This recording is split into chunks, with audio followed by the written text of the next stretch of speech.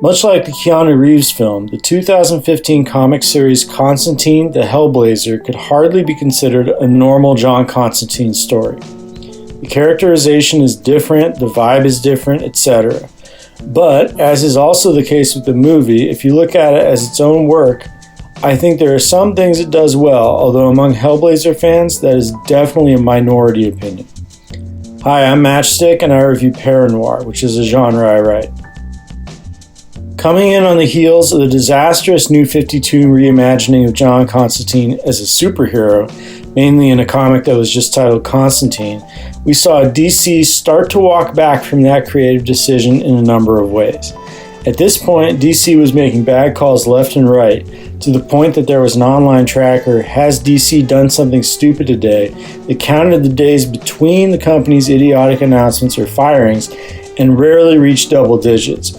As that era started to wind down, DC announced a series written by James Tynion IV and Ming Doyle, drawn by Riley Rossmo and starring John Constantine.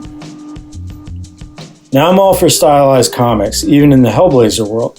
I'm a big fan of City of Demons, the comic, not the animated movie, which was drawn by Sean Murphy and looks amazing.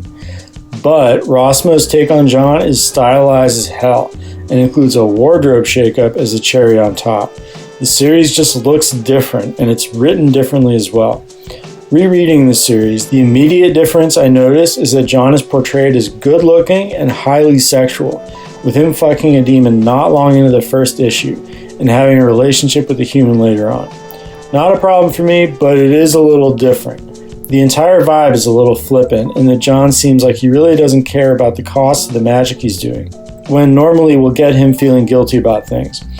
Again, not a deal breaker for me, but it's not the same John. You might be getting the picture here. There are so many little differences here that they add up, and the end result is that it might as well be an Elseworlds take on Mr. Constantine's adventures. He's in New York, which is similar to London in some ways, but it's the differences that are stressed. John runs an online ad saying he can help with supernatural problems. Usually, in his world, magic is very much not public knowledge, etc. It's easy to see why some hardcore Hellblazer fans consider this series to be an insult to the character. Like I said, it's similar to the Keanu movie in that the characterization of John is just off. But if you accept that this comic is essentially a completely different concept than other Constantine books, it's easy to see that there are some worthy aspects to what the miniseries actually is. For one thing, a more fun occult anti-hero is unique. The banter is sharp and the humor connects, for me at least. And the writing is competent. The overarching story comes together at the end, although I really can't recommend reading the second part of the series as the arc gets pretty bad after Rossmo jumps ship. Basically, the series tried to do something different, which you can get grumpy about if you want, but different isn't necessarily terrible. Constantine the Hellblazer got a year or so, then was canceled for a new Hellblazer series that wasn't great in itself. If nothing else, the series shook things up a bit.